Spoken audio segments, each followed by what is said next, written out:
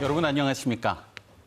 정부가 반도체학과에 이어 디지털 분야의 수도권 대학 입학 정원의 규제 완화를 검토하면서 지방대학의 반발이 커지고 있습니다. 정원 미달과 재정난 등으로 어려움을 겪고 있는 지방대학의 위기가 가속화될 것이라는 우려 때문인데요. 지방대학의 위기가 곧 지역사회 위기라는 점에서 대책 마련이 시급합니다. 오늘 시시각각에서는 지방대학의 위기 원인을 진단해보고 지방대학이 경쟁력을 갖기 위한 지역과 대학의 상생 방안에 대해서 논의하겠습니다. 세 분의 패널과 함께하겠습니다. 최호철 대전대 교학부총장 자리하셨습니다. 예, 안녕하십니까. 김학민 지역혁신 플랫폼 총괄운영센터장 자리하셨습니다. 반갑습니다. 학생을 대표해서 이성현 충남대 학생 함께하겠습니다. 감사합니다. 자, 지방대학의 위기는 이미 현실화되었습니다. 학령 인구 감소에 따라서 2021년도에만 일반 대학과 전문 대학의 미충원 인원이 무려 4만 명에 달했고요. 미충원 인원의 대부분이 75% 정도 되는데요. 지방대학에 집중되어져 있습니다. 자, 먼저 최호철 부총장님께요. 직접 체감하고 계신 지방대학의 위기에 대해서 들어보도록 하겠습니다. 예, 지금 사회자께서 말씀하셨다시피 21학년도에 4만 명 정도의 이 공급 과잉이 있었죠. 이게 4만 명이라고 하는 것이 어느 정도인지 체감이 잘 안 되실 텐데요. 대부분의 중규모 대학들, 우리 대전대학교 같은 경우가 입학 정원이 2,000명 내외입니다. 그러면은 이 정도 규모의 대학이 20개가 남아돈다는 얘기입니다. 지금 21학년도에 4만 명 정도 미충원이었다고 하는데 이게 이제 이번 추석이 지나면 이제 수시 모집이 시작되고요. 그렇게 해서 이제 2023학년도 입시가 시작이 될 텐데 지금 대학의 입학 정원이 47만 명 정도 되고요. 전국 모든 대학을 다 합하면 이 입학 자원이 이 23학년도에는 더 줄어가지고 40만 명 정도로 지금 추계하고 있습니다. 그렇다면은 상술적으로 7만 명 정도가 된다는 얘기고요. 뭐 보도를 통해서 다들 잘 알고 계시겠지만 지금 작년, 재작년 우리 신생아 이 출생자 숫자가 26만, 27만 명 이렇게 급감해 있습니다. 이 출생자가 이제 19년, 20년 지나면은 대학에 갈 나이가 되지 않겠습니까? 그러면은 지금부터 20년 이내에 2040년 이 경에는 대학 입학 자원이 27만 명 선으로 줄어든다는 얘기가 됩니다. 물론 그때까지 대학의 생태계가 많이 바뀌긴 하겠지만 만약에 대학이 현재의 정원을 그대로 유지한다라고 한다면은 미충원이 거의 14, 5만 명이 된다는 얘기고요. 지금 수도권 대학들 그리고 지방에 있는 이 거점 국립대학들까지 해서 입학 정원이 26만 명입니다. 그러면은 앞으로 20년 내에 지금 현재 이 대학 구조를 우리가 그대로 유지한다고 한다면은 수도권 대학과 지방 국립대학을 제외한 나머지 모든 지방 사립대학들은 존립의 여지가 전혀 없다는 것이죠. 이것이 그러니까 이런 미래를 우리는 이미 알고 있습니다. 새삼스럽게 등장한 사실도 아니고요. 그런데 거기에 대해서 정부도 대학도 지방자치단체도 여기에 대해서 심각한 어떤 그 심각성을 이제야 이야기하기 시작했다. 너무 늦었다는 생각이 드는 것이죠. 네, 불과 20년 뒤에 예정되어 있는 이 대학이 직면할 암울한 미래에 대해서 평가를 해주셨습니다. 자, 김학민 센터장님, 지역 명문대라는 말도 옛말이 되었습니다. 거점 국립대학교조차 이 미충원 대학이 속출하고 있는데요. 20년 뒤 대전과 충남 대학의 절반이 사라질 것이라는 보고서가 발표되기도 했습니다. 자, 현재 충청권 대학의 위기 현황에 대해서 김학민 센터장님께 들어보겠습니다. 네, 지금 우리 최 부총장님 말씀하신 내용들 들어보니까 참 걱정이 많네요. 그 중에서도 이제 저는 우리 충청권에 있는 아주 좋은 대학들이 많이 있었는데 요즘 학생들의 대학 진학에 대한 수요를 좀 보니까 우리 전국에 있는 수험생들 중에서 수도권을 다 가려고 하죠. 그러니까 수도권으로 가는 그 마지노선이 지금까지 충청권이었다고 저는 생각이 되고요. 또 수도권에 있는 학생들 중에서 일부 지방으로 갈 학생들도 충청권 이남으로 안 가는, 그러니까 충청권이 마지노선인 것이 이제 지금 현재까지는 어떤 그 기류를 갖고 있다고 보는데, 이것이 이제 마지노선이 깨지고 그 마지노선이 경기 남부 지역으로 지금 형성돼 가고 있다라는 걸 느끼고 있습니다. 그 예가 우리 지역의 아주 명문 국립대학의 그 학생들의 입학 성적들을 좀 분석을 해보면은 경기 남부 지역에 있는 일반 사립 대학들, 전에는 비교할 수 없었던 그런 학교들이죠. 지금도 뭐 비교할 수 없는 질적인 어떤 수준이나 이런 것들을 할 수 있는데, 입학 자원 또는 입학생들의 성적만을 볼 때는 이미 그게 붕괴되기 시작했어요.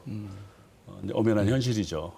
그것이 결국은 입시 때마다 우리 충청권에 있는 대학들이 점점 경쟁률이 좀 떨어지고 있고, 아직은 충원율, 등록률을 볼 때 뭐 99% 이상을 유지를 하고 있어서 아직은 버티고 있는데, 뭐 일부 이제 조지문 몇몇 신학대학들이 한 30% 미만의 특충원율을 하고 있어요.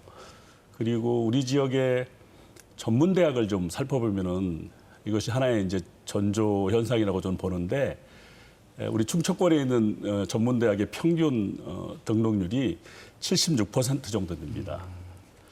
근데 지금까지 호남이나 영남 지역이 훨씬 충청권보다는 못했거든요. 근데 지금 영남이나 호남권은 90% 내지는 80% 후반대 등록률을 하고 있어서 우리 충청권의 전문대학이 전국에서 최하위를 기록하고 있어요. 그것은 그동안 수도권에서 밀려오던 자원들이 이제 끝이 나가고 있는 상황이다.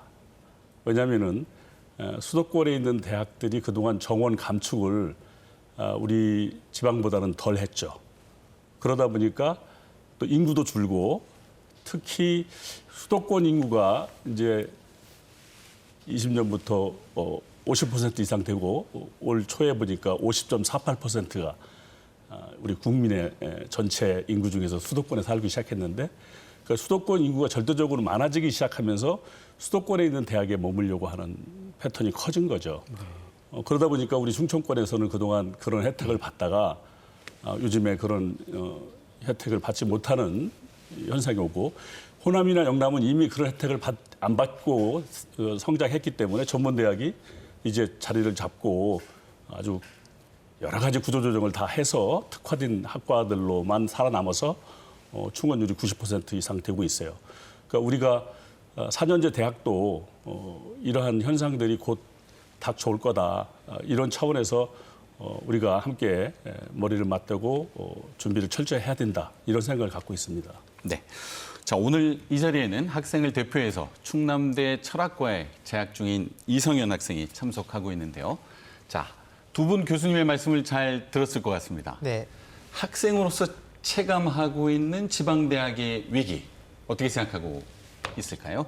제가 다니고 있는 충남대학교의 경우에는 아직 충원율을 거의 100% 다 채우고 있어서 폐교 위기나 대규모 폐과를 결단하고 있을 그런 상황은 아니기 때문에 상대적으로 위기를 지방 사립대에 비해서는 조금 덜 느끼고 있는 것 같습니다.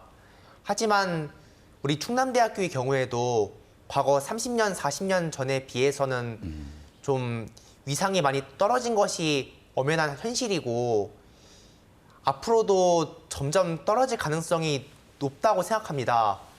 특히 최근에 한밭대학교와의 그 통합을 강력하게 추진하고 있다는 점은 우리 대학이 또 지금 이제 지방대 위기가 남의 일이 아니구나라는 것을 절실히 느낀 계기가 되어준 사건이었습니다. 이런 추세로 본다면 앞으로 10년, 20년 후에는 제가 속한 철학과나 다른 인문계 계열 학과들은 폐과나 대규모 정원 감축을 추진할 수도 있겠다 하는 약간의 유기감 역시 들기도 합니다. 지방 국립대학의 위상과 경쟁력이 과거 같지 않다라고 하는 우리 이성현 군의 말을 들어봤습니다. 자, 교육부 자료에 따르면 2024년도가 아마 대학 입시 미충원 인원이 약 12만 명 정도로 정점에 이를 것으로 예측되고 있습니다. 그리고 20년 뒤에는 더 커다란 이제 절벽이 기다리고 있는데요. 이런 지방대학의 위기에도 불구하고 수도권 대학의 정원은 계속 늘어나는 반면 지방대학은 위기를 겪고 있습니다. 자, 학령 인구 감소는 이미 예측된 문제였음에도 불구하고 현재 지방대학이 이렇게 거대한 위기에 직면한 이유가 무엇이라고 생각하시는지 최우철 부총장님께 먼저 들어보겠습니다. 지방대가 위기에 빠진 원인이 제일 큰 원인이 지방대에 있는 것은 아닙니다. 이것은 그야말로 구조적인 문제이죠. 가장 근본적으로는 수도권에 좋은 일자리가 집중이 되어 있고 대학을 나오면은 이 학생들이 졸업생들이 그 일자리를 찾아야 되지 않겠습니까? 그런데 학생들이 가고 싶어하는 일자리, 좋은 일자리가 수도권에 집중되어 있습니다. 그리고 모든 이 정주 환경, 문화라든지 정보라든지 이런 것들도 수도권에 우호적인 그런 이 환경이죠. 그래서 굉장히 안타까운 이야기지만 대학의 경쟁력, 개별 대학의 경쟁력이 대학의 자구적인 노력, 대학을 특성화하고 이 교육 환경을 개선하고 이런 것이 아니라 수도권에 있느냐 또는 수도권에서 얼마나 가까우냐라고 하는 이 지리적 위치가 그 대학의 경쟁력이 되는 정말 안타까운 현실. 입니다. 그래서 이 지방대학의 위기는 그동안 우리가 산업화 이후 지금까지 계속 되고 있는 정치, 경제, 사회, 문화 모든 측면에서의 이 수도권의 집중 이것이 지금의 지방대학 문제의 근본적인 원인이라고 보아야만 하겠죠. 네, 경제 구조적인 문제가 지방대학의 위기의 본질적인 원인이다라는 점에 대해서 짚어주셨습니다. 김학민 센터장님께서는 지방대학의 정원 미달 위기 어떻게 평가하시나요? 저도 우리 최 부총님하고 같은 생각을 갖고 있고요. 근데 이제 사회적 분위기가 이런 그 구조적인 문제가 아니고 지방대학이 뭘 못해서 한 것 같은 그런 눈초리가 보여서 저도 이제 지방에 있는 교수로서 참 마음이 무겁습니다. 근데 사실 지난 20년 사이에 학령 인구가 30% 감소한다는 거 다 예측했지만 지금까지 정부에서 역대 정부에서 지방대학 육성에 대한 의지가 또는 지방 정부, 우리 광역자치단체 정부에서 이러한 일들을 함께 정말 과감하게 체계적으로 준비했는가라는 거에 대한 아마 퀘션 마크가 있다고 봅니다. 이것은 단순히 지방대학의 어떤 그 문제가 아니고 우리 전체가 함께 풀어야 될 내용인데 그 중에서도 수도권 인재 집중 현상은 세 차례 나눠서 계속 이게 지방에서는 유출되고 수도권으로 빠져나가고 이런 일들이 있습니다. 고등학교 졸업하고 대학 갈 때 또 대학을 지방대학에 나왔어도 또 직장을 잡을 때도 수도권. 마지막으로 치명적인 것은 대학을 지방에서 나오고 직장도 지역에 있는 직장을 잡았는데 기회만 되면은 또 수도권에 있는 기업으로 경력직으로 또 이전하고 이게 전반적인 우리나라의 문제점이죠. 이 상황에서 이것을 지역 대학이 오롯이 혼자서 해결할 수 있는 문제는 아니다. 그러기 위해서는 앞으로 우리 중앙 정부와 또 우리 지방 정부들이 대학과 함께 손을 맞잡고 어떤 특단의 조치를 해야 된다. 거기에는 수도권에 있는 대학의 지방 이전, 서울대학을 포함해서요. 또 이런 이슈에 대해서 지방정부에서 공동으로 연합해서 우리 충청권뿐만 아니라 호남권이나 영남권 포함해서 함께 이것을 관철할 수 있도록 노력하는 것도 필요하고, 다만 이제 우리 지방대학에 있는 입장에서 좀 뼈아픈 것은 우리 지역에도 기업들이 꽤 있는데 이런 기업들하고 연계해서 좀 계약학과나 취업 보장형 여러 가지 프로그램들을 좀 더 발빠르게 안 했다는 건 아니지만 조금 미흡한 모습이 보여서 몇 개 대학들은 열심히 하고 있지만 이런 것들이 확산되지 못하는, 또 이것도 약간은 우리 지역에 또 산학협력 하시는 분들 입장에서 보면은 열심히 노력하는데 기업이 또 응답을 안 하는 것도 있어요. 수도권에 있는 그 대기업들이 수도권에 있는 대학들하고 그 취업 보장형 계약과 요즘에 뭐 반도체나 디지털 분야나 모빌리티나 뭐 첨단 통신이나 지금 상당히 붐처럼 일어나고 있는데 이게 전부 수도권 대학들이죠. 물론 뭐 우리 카이스트도 있고 포항공대나 경북대도 있지만 우리가 지방대학 하면은 그 중에서는 뭐 경북대 정도 하나가 낄 뿐이지 아직 지방대학들이 이렇게 대기업들과 함께 학생들이 선호하는 그런 취업보장형 계약 같은 것들 만들지 못한 것은 우리 지방대학이 앞으로 고민해야 될 그런 내용이 아닌가 생각이 됩니다. 네, 산업 구조적인 쟁점과 함께 지방 대학이 해야 될 역할에 대해서도 지적을 해주셨습니다.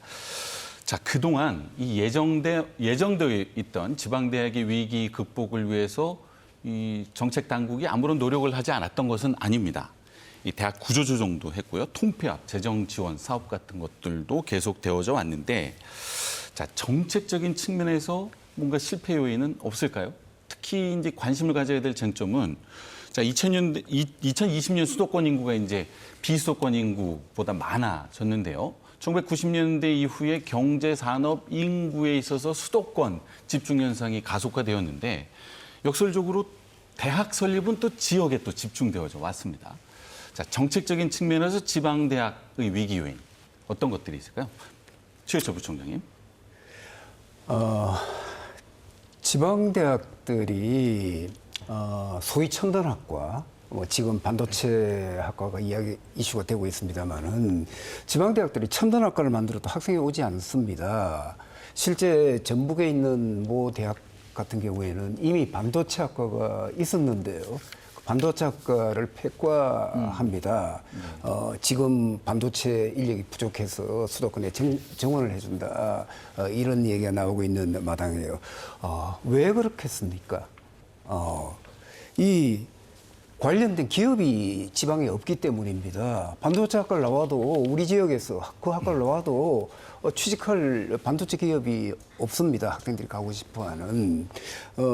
그런데 어떻게 학과의 경쟁이 생기고 대학의 경쟁이 생기겠습니까?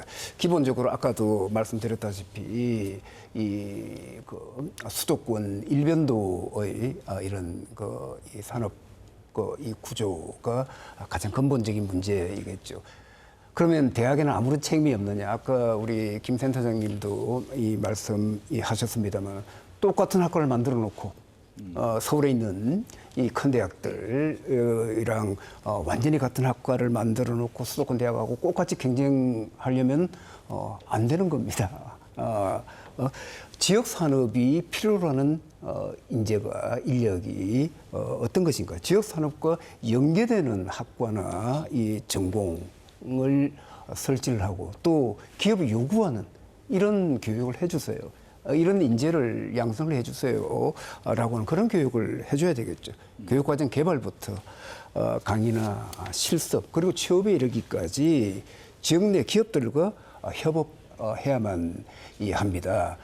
이게 그러면은 이 지자체가 제 역할을 안 해서 그런 것인가? 물론 지자체가 제대로 된 역할을 하지 않았죠. 그런데 중앙정부의 책임도 큽니다. 그동안 이 다른 정책도 그러하지만 교육 정책에서도 마찬가지로 교육부가 모든 것을 움켜쥐고 전국의 대학들을 다 통제해 왔습니다. 이번에 새 우리 윤석열 이 정부가 대학 학과 관련된 주요 정책을 지방자치단체에 이양하겠다라고 말씀하신 것은 아직까지 구체화되지는 않았습니다만 굉장히 전향적인 것으로 봅니다. 그래서 결국 지금 우리 센터장님이 하고 계시는 바로 이 지자체와 대학이 협력해서 지역을 혁신하는 이 지역이 필요로 하는 인재를 양성해내고 하는 이런 플랫폼이 이제 그 위주로 가야 되는 것이고요. 이 대학에 대한 어떤 통제나 관리 그동안 중앙 집권적으로 하던 이런 식으로 이제 고등교육을 이끌어갈 수 있는 시대가 아니다라는 말씀을 드리겠습니다. 네. 자, 정책적인 측면에서 지방대학의 위기를 초래했다면 어떤 요인들이 있을지 우리 김학민 센터장님께 질문 드려보겠습니다. 저는 그동안 우리 대학들이 정부에서 하는 지원 사업에 너무 쫓아다닌 게 아닌가. 뭐 안 쫓아다니면 또 길이 없으니까 쫓아다닐 수밖에 없는 그런 환경이었죠. 죽지 않기 위해서 쫓아다닌 거죠. 그렇습니다. 그런 구조를 이제 바꿔주는 게 중요하다. 특히 이제 교육부가 이제 굉장히 어떤 엄격한 잣대를 놓고 이제 경쟁을 유발해서 어찌 보면은 지방대학들이 서로 한 지역에 있으니까 협력도 하고 교류도 하고 부족한 거 서로 채워주고 해야 되는데 이렇게 저도 이제 한 30여 년간 지역대학에 있으면서 여러 국가 프로젝트를 해본 경험을 보면은 서로 그러다 보니까 경쟁하는 방법만 알아요. 협력하는 방법은 이제 잊었습니다. 어렸을 때 우리 충청도 분들 항상 논하지 말고 서로 협력해서 품앗이하고 이런 전통들이 어느새 옆에 학교하고 경쟁해서 저 학교 같으면 내가 안 되니까 이런 분위기 속에서 살다 보니까 그 각 대학들이 그 대학의 어떤 자율성 내지는 특성화가 좀 잃어버리고 거의 대부분이 비슷한 대학이 돼버렸어요. 그전에는 그래도 어느 대학 하면 이런 과가 특색 있는 대학이고 어느 과는 뭐 공대가 잘 돼 있고 벤처가 잘 돼 있고 뭐 보건 계열이 잘 돼 있고 했는데 지금은 정부 사업에 따라서 비슷하게 다 돼버린 것 같아요. 그게 저는 우리나라의 중앙 집권의 폐단이 지금 나타나고 있다.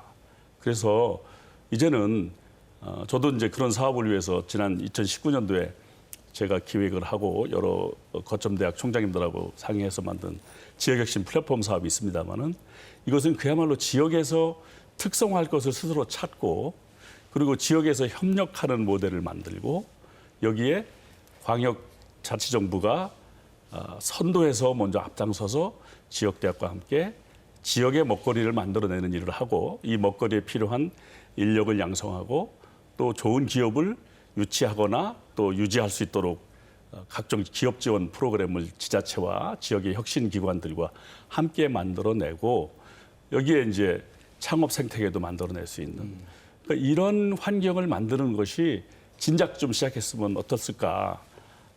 그래서 이미 우리가 경쟁하면서 소진했던 그런 것을 이제 정리하고 이제는 상생과 협력을 할 수 있는 우리 충청권이 함께 만들어낼 수 있는 어떤 먹거리를 힘을 합하면 훨씬 더 경쟁력이 있을 거라고 생각합니다. 그런 정책을 이제 서둘러서 좀 정착시켜야 된다 이렇게 생각이 됩니다. 네.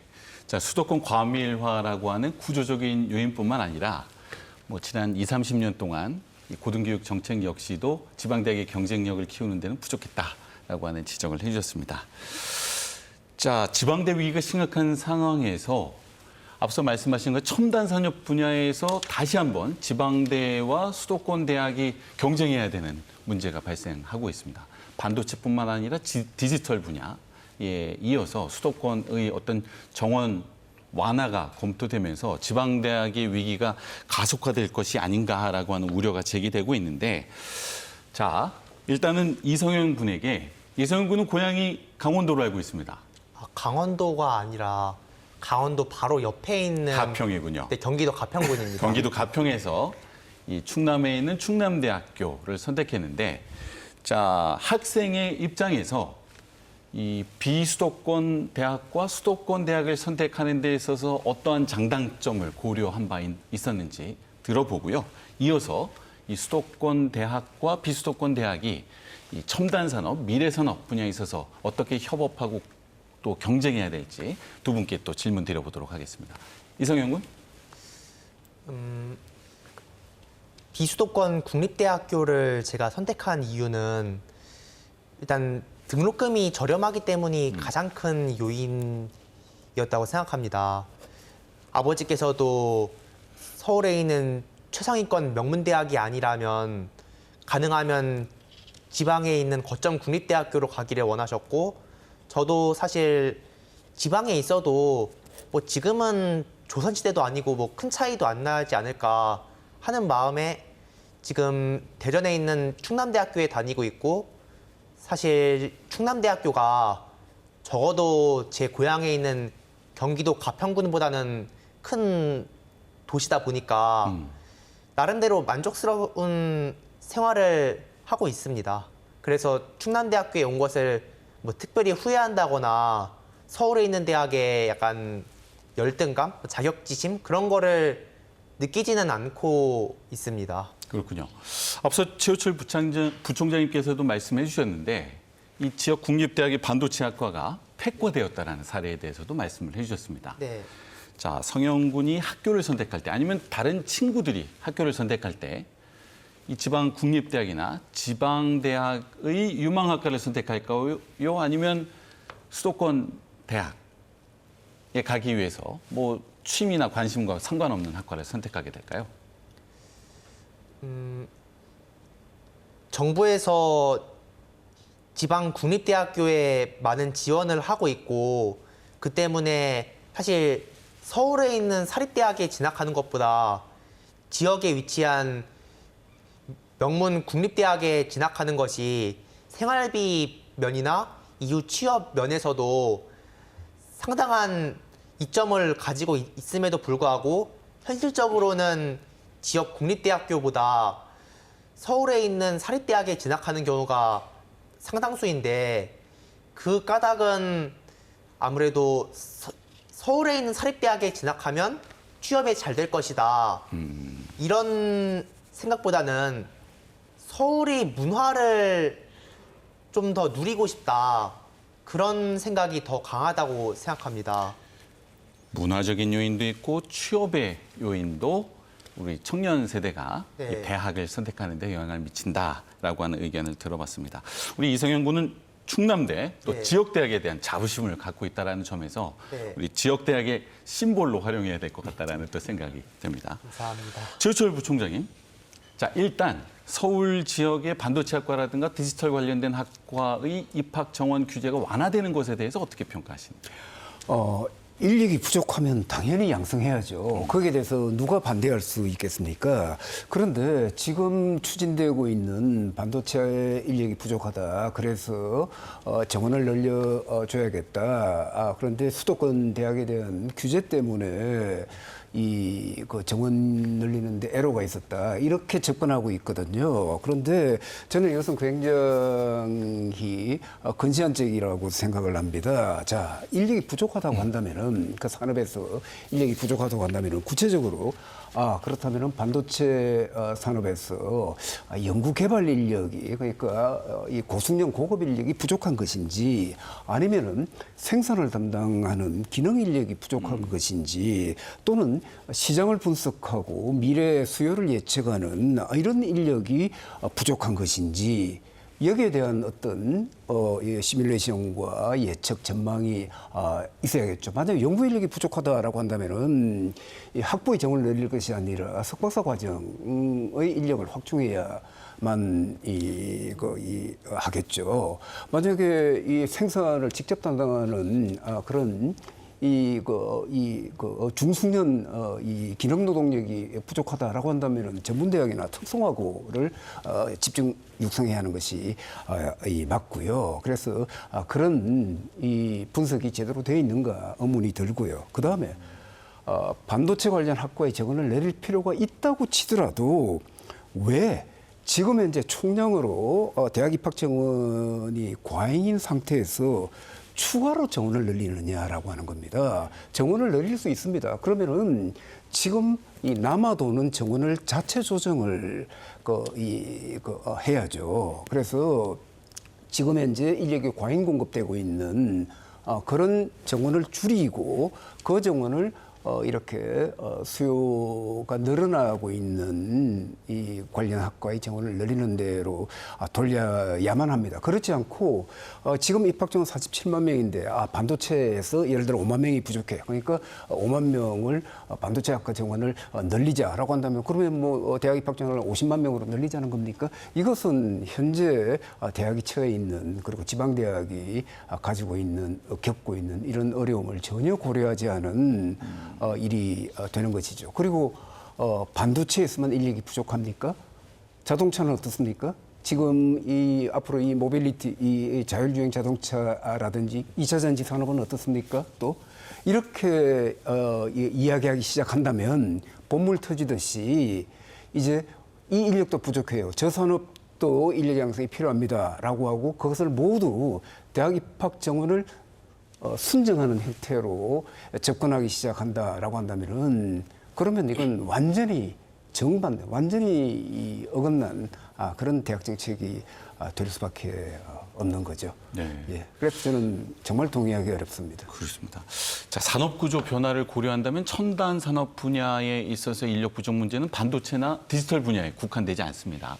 똑같은 정책이 반복된다면 상대적으로 산업, 경제, 기술, 교육 분야에 있어서 비대칭적인 우위를 갖고 있는 수도권 과밀화가 계속될 수밖에 없다라고 하는 우려가 나오고 있는데요. 김학민 센터장님, 어떻게 평가하시는지요? 이번에 반도체 인력 부족이라고 하는 빌미가 어쩌면 그동안 수도권의 대학들을 규제했던 것이 단초를 만들어주는 느낌을 갖고 있어요. 왜냐하면 지난 7월 19일 날 그 발표한 내용을 보니까 입법 예고한 걸 보니까 대개 이제 수도권 대학이 빨리 정원을 증원할 수 있는 그런 규정들로 대부분 채워 있더라고요. 예를 들어서 교원만 확보되면은 학과를 증원하겠다. 이제 토지나 건물이나 이제 이런 그 교육에 필요한 시설들에 대해서는 보지 않겠다. 뭐 수도권 대학이 사실 그런 부분 금방 하기 어렵지 않습니까? 그리고 교원 그 확보율도 이 평가 내용에서 빼겠다. 그 얘기는 좀 전에 최 부총장이 말씀했듯이 여러 가지 전공들을 구조조정을 할 수 있는 그런 기회도 이제 없애는 거죠. 근데 사실 지난 한 12년 동안 2010년부터 금년도까지 보면은 전국적으로 입학 정원이 한 8.2% 정도 줄었어요. 감소시켰어요. 근데 서울 한 0.8% 늘었고 지난 12년 동안 인천은 2배인 1.6%가 오히려 늘었습니다. 그래서 앞으로 이 특수한 디지털 또는 반도체 관련된 학과들이 수도권에서 쉽게 정원을 늘려주고 이것이 빌미가 된다면은 아마 지방대학 고사는 급속도로 가속될 거다. 그렇게 됩니다. 저는 여기서 과연 우리 산업 인력의 양성의 가치와 국가 균형 발전에 대한 헌법적 가치, 이 두 가지 가치를 놓고 한번 고민을 해야 된다고 생각합니다. 저는 이 두 가지 중에서 오히려 이런 기회에 반도체 인력이 필요하다, 또 디지털 인력이 필요하다, 모빌리티 분야 인력이 필요하다. 오히려 이럴 때 기회이기 때문에 생각의 전환을 좀 해서 지방대학에 집중 육성하는 지방의 명문 대학들을 만들어낸다면은 오히려 이것이 인력도 양성하고 그리고 국가 균형 발전도 실현할 수 있는 사고의 전환이 저는 필요하다고 봅니다. 우리 지방에 있는 우리 충청권에 있는 대학들도 반도체 관련된 인력을 양성할 수 있는 충분한 역량들을 갖추고 있습니다. 그런 시설들도 이미 준비를 해놨고요.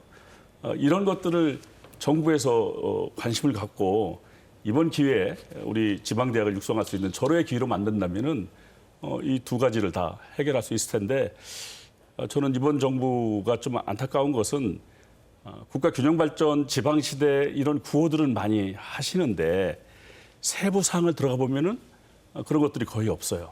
그러니까 이런 점에 있어서 우리 지역에 있는 대학들이 좀 더 힘을 모아야 되지 않나 이런 생각을 합니다. 네. 자, 첨단 산업 분야의 신설학과를 지방대학에 뭐 전략적으로 설치할 필요가 있다라는 점에 대해서 두 분께서 공통적으로 지적을 해주셨습니다. 자, 지방대 경쟁력 어떻게 키울 것인가에 대해서 다시 한번 구체적으로 두 분께 질문을 드리고요. 그 전에 자, 지방대학의 위기를 겪고 있다라는 점에 대해서는 두 분 교수님의 말씀을 통해서 이성인 학생들도 또 이해할 수 있었을 것 같습니다. 네.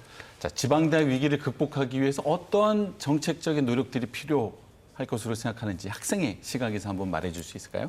지방대학이 위기를 극복하기 위해서 현실적인 해결책이라고 하면 우선 제 생각으로는 두 가지를 들 수 있을 것 같다고 생각합니다. 먼저 첫 번째로는 당시에는 돈이 부족해서 배움을 포기할 수밖에 없었던 기성세대들을 대상으로 만학도를 모집하는 것이 하나의 방편이 될 수도 있겠고, 또 한 가지 방법으로는 외국인 유학생을 대거 유치하는 것이 방안이 될 수 있다고 생각합니다. 현재 지역대학도 대부분 국어국문학과는 다 갖추고 있는 것으로 알고 있는데, 중국이나 일본뿐 아니라 이젠 아프리카 국가들까지 해외에도 한국어 관련된 학과들이 많이 있는 것으로 알고 있습니다.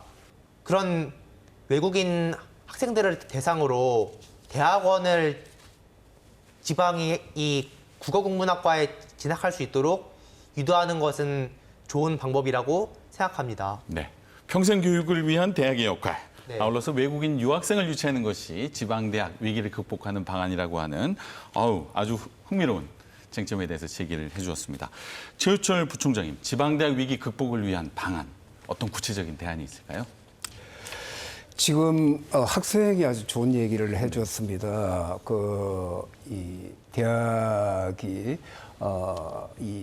나이 많으신 분들, 그러니까 이미 정규교육을 마치신 분들에게 대한 교육 기회를 국민 평생 교육이 되겠죠. 할 수 있는 장으로 활용되어야 한다라고 하는 것은 대학도 정말 고민해봐야 될 대목입니다. 그래서 지금 이제 우리 미래 사회가 요구하는 학생이나 또 이 노동자의 역량은 과거 우리 산업 사회에서 요구하던 역량, 지식과는 다를 겁니다. 지금 기술의 진보 속도가 눈부시게 빠릅니다. 오늘 유용한 기술이 내일도 유용하리라는 보장이 없지 않습니까? 이렇기 때문에 어떤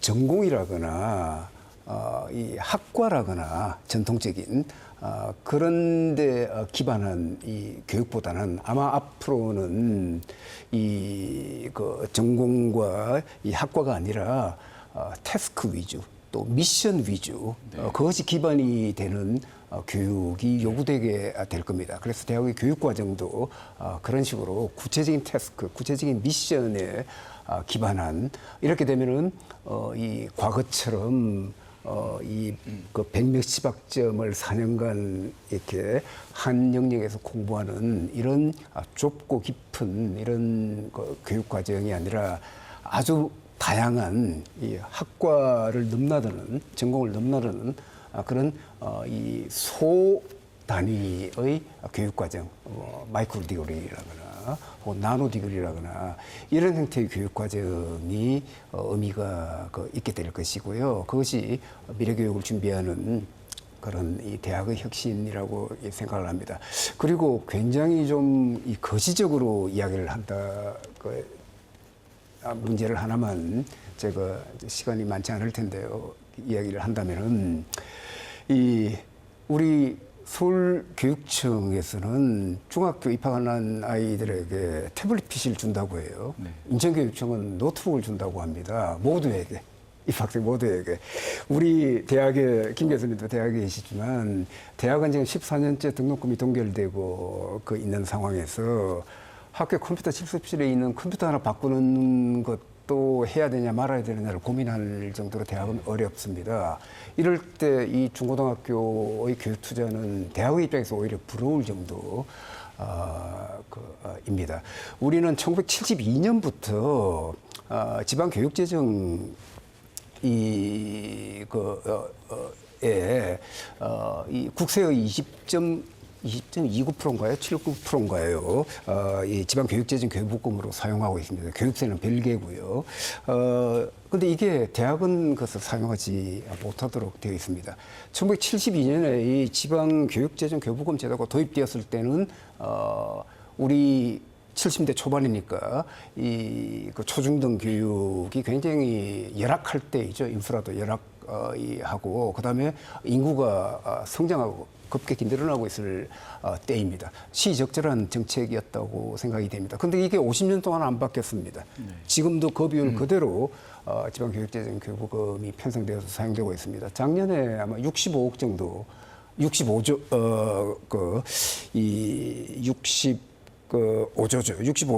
정도의 지방재정, 교육재정 이 교부금이 집행이 되었습니다. 자, 그러다 보니 지금 초중등 유아교육을 포함해서요. 이 초중등 교육에 대한 1인당 교육 투자액은 OECD에서 1등입니다. 그런데 대학에 대한 1인당 투자 금액은 OECD 꼴찌입니다. 이건 굉장히 모순된 거죠. 1인당 교육 투자가 초중등 교육보다도 대학이 모자란다. 더 적고 꼴찌다. 이렇게 해서 우리가 무슨 미래 산업을 이야기를 하고 반도체 인력을 이야기를 하겠습니까? 그래서 이 대학 교육이 결국은 이 투자가 필요하다는 말씀을 드리겠고요. 아까 우리 김 교수님도 말씀하셨고 우리 학생도 그런 맥락으로 이야기한 적이 있었던 것 같은데 적어도 교육 분야에서는 성과주의, 시장주의가 지배해서는 안 된다는 말씀을 마지막으로 드리겠습니다. 네. 예. 자, 교육재정 교부금 제도의 개혁 문제와 함께 이 지역 현안 그리고 임무 중심의 교육이 강조될 필요가 있다라고 지적을 해주셨는데 바로 지역 현안과 임무 중심 교육을 실제 실행하고 계신 것이 DSC 지역혁신 플랫폼 사업이 될 것 같습니다. 어떤 목적에서 시행하고 계시고 어떤 과제가 있는지 설명해 주시면 좋겠습니다. 네, 지금까지 국가 균형 발전을 하는데 가장 적극적인 일종의 도구가 지역 혁신, 우리 내생적 발전, 혁신 주체들이 스스로 문제를 인식하고 그 문제를 해결하는 그러한 것이 이제 지역 혁신의 첫 시작점인데요. 2003년도 노무현 정부 시작했을 때 균형 발전이 화두가 됐고 이것을 지역 혁신으로 이제 풀어갔죠. 그 당시에 누리 사업이나 RIS 사업도 했던 기억들이 있습니다.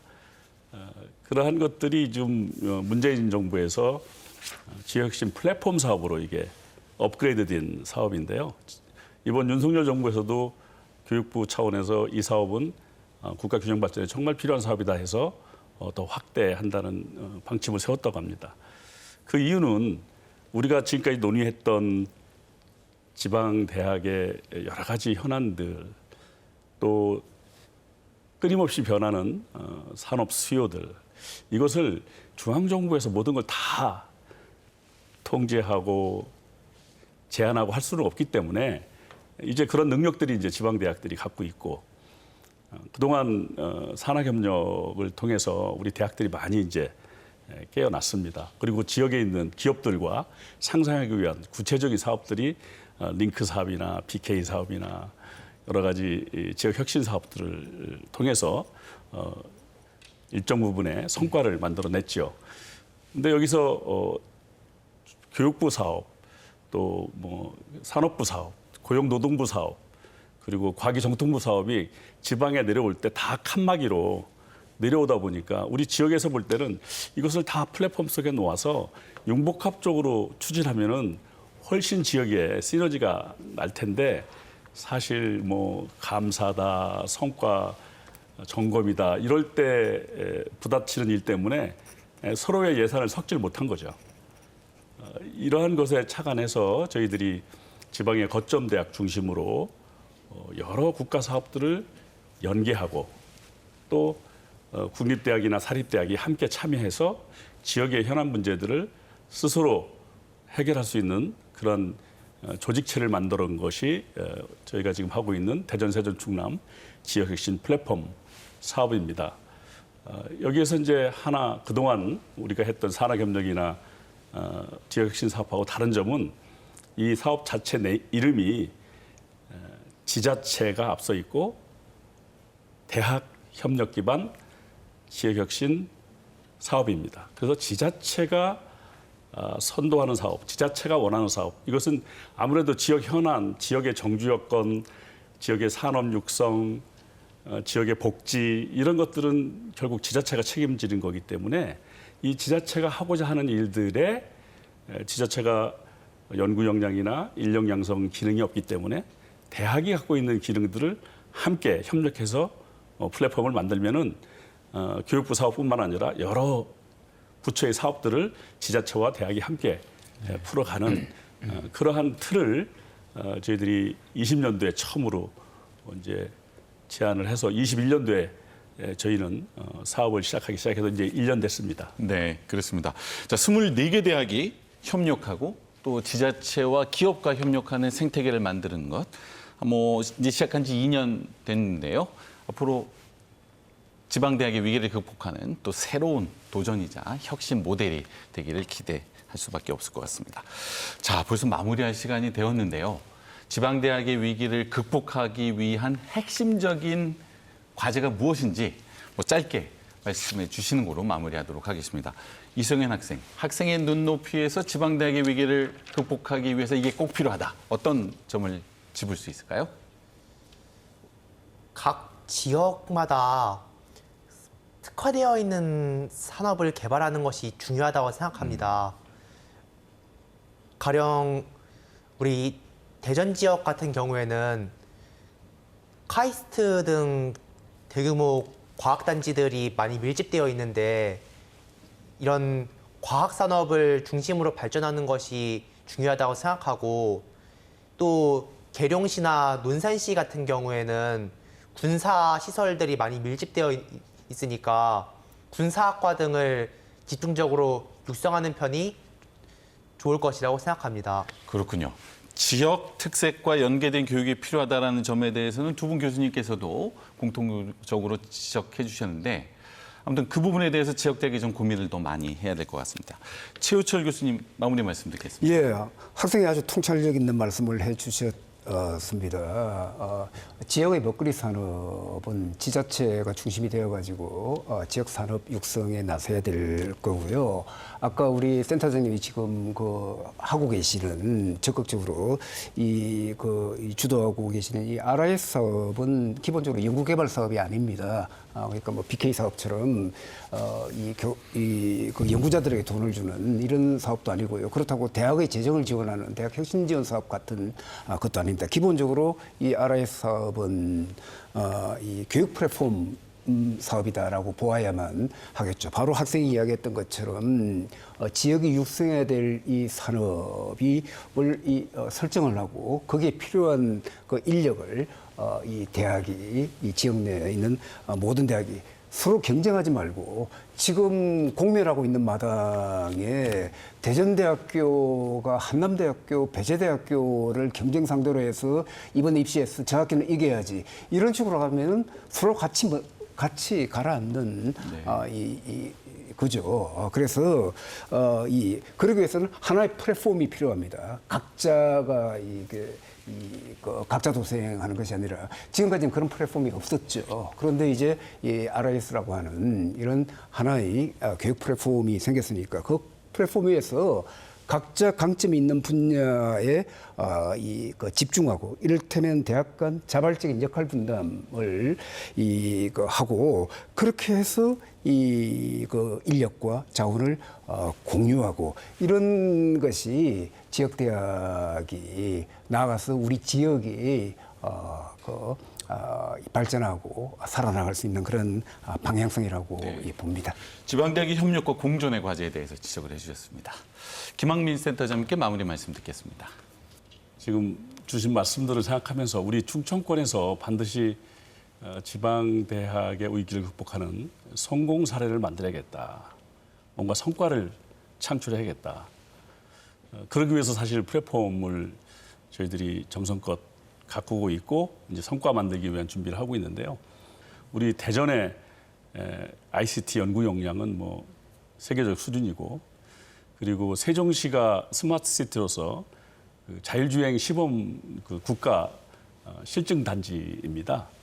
그리고 충남은 아시다시피 모빌리티 분야에 제조 인프라가 첨단화되어 있는 곳이죠. 이 세 지역이 역할 분담을 하고 그 세 개 지역에 있는 대학들이 서로 기능을 분담해서 인력 양성하고 기업을 지원하고 창업을 생태계를 조성한다면은 지금 현재 우리 모빌리티 사업이 공유대학을 만들어서 24개 대학이 함께 협력하고 있거든요. 그리고 101개 학과가 참여하는데 전체 학생 수가 입학생 기준으로 7,000명이에요. 그래서 4년 동안 꽉 차면 이제 28,000명의 학생들이 우리 함께 협력을 하는 거죠. 매년 7,000명이 졸업하게 될 때 저희들이 3,000명 정도는 우리 지역을 충청권을 떠나지 말고 충청권에 있는 기업에 취업할 수 있도록 하는 것이 저희들의 목표고, 이것이 성공적으로 정착이 된다면 아마 우리 충청권은 세계적인 미래 모빌리티의 중심지가 될 수 있다. 이것이 오늘 두 분이 제안해 줬던 지역의 특성화를 살리고 지역의 대학이 함께 상생 발전하는 그런 모델이 될 수 있다. 그런 면에서 제가 책임감을 느끼고 더욱 열심히 추진하겠습니다. 지방대학이 지역 혁신의 핵심 주체로서 담대하고 혁신적인 노력을 만들어내기를 기대해 보겠습니다. 대전 MBC 시시각각 오늘은 여기까지입니다. 함께해 주신 시청자 여러분 감사합니다.